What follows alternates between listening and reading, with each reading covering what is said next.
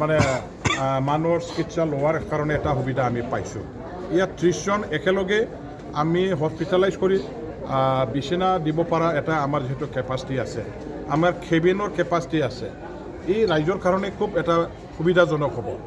আৰু ইয়াতে আমাৰ বেমাৰটো ডায়েগনচিছ কৰিবৰ কাৰণে যিবিলাক মানে ব্লাড বা বিভিন্ন ধৰণৰ পৰীক্ষা নিৰীক্ষা কৰিবৰ কাৰণে লেবৰেটৰী খুব এটা মানে কি কয় হাই পাই এটা আমাৰ হেৰি আছে, মানে এই লেবৰেটৰীবিলাক আছে।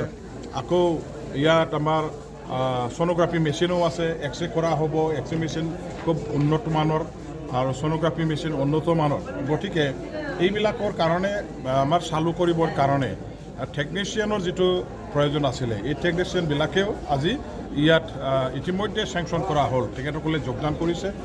আৰু ডক্টৰবিলাকেও যথেষ্ট ইয়াত মই শুনামতে মই জানামতে যিটো EMA ক'লে যে আমাৰ অঞ্চলৰ ৰাইজৰ চিকিৎসা প্ৰদান কৰিবৰ কাৰণে যিমানখিনি প্ৰয়োজন আছে প্ৰায় সম্পূৰ্ণকৈ নহ'লেও বেছিভাগ আমি দিব পৰা হৈছে।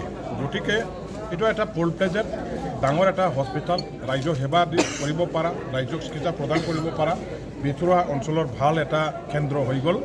আৰু এই হস্পিটেলখন যুঁজি অসম চৰকাৰৰ আমাৰ বৰ্তমানৰ মুখ্যমন্ত্ৰী মাননীয় ডক্টৰ হিমন্ত বিশ্ব শৰ্মা ডাঙৰীয়া দেৱে 2016 চনত তেখেতে যেতিয়া স্বাস্থ্যমন্ত্ৰী আছিলে অসমত, তেখেতৰ পৰাই মই একেলগে আমাৰ ফকেৰাগ্ৰাম মডেল হস্পিটেল আৰু তুলসীবিল হস্পিটেলখন মই চেংচন কৰি আনিব পাৰিছিলোঁ। আৰু লগতে ইয়াৰ আগত দথমা হস্পিটেল আৰু চেপাংগুৰি মডেল হস্পিটেল এই দুখনো মই চেংচন কৰি আনিছোঁ।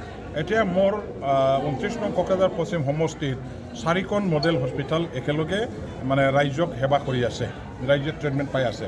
আকৌ কৰিব লগা আছে কিছুমান 30 বেডেড হস্পিটেল আমি 50 বেডেড বা 60 বেডেডত মানে আপগ্ৰেড কৰিব লাগিব, সুযোগ সুবিধাখিনি বেছিকৈ দিব লাগিব।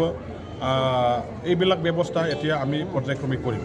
এতিয়া এই অঞ্চলৰ ৰাইজক মই আহ্বান কৰিম, হস্পিটেল এতিয়া এইটো চৰকাৰীভাৱে যদিও আমি নিৰ্মাণ কৰিছোঁ, চৰকাৰী যদিও দেখাত হস্পিটেল হয়, কিন্তু এই হস্পিটেলখন আমি ৰাইজৰ হস্পিটেল বুলিহে ক'ব বিচাৰোঁ।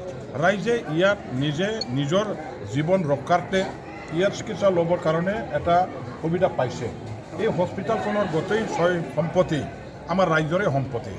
ইয়াৰ কাৰণে আমি এই হস্পিটেলখনৰ ৰক্ষণাবেক্ষণৰ দায়িত্ব সকলোৱে ল'ব লাগিব, সকলো শ্ৰেণীৰ নাগৰিকে ল'ব লাগিব।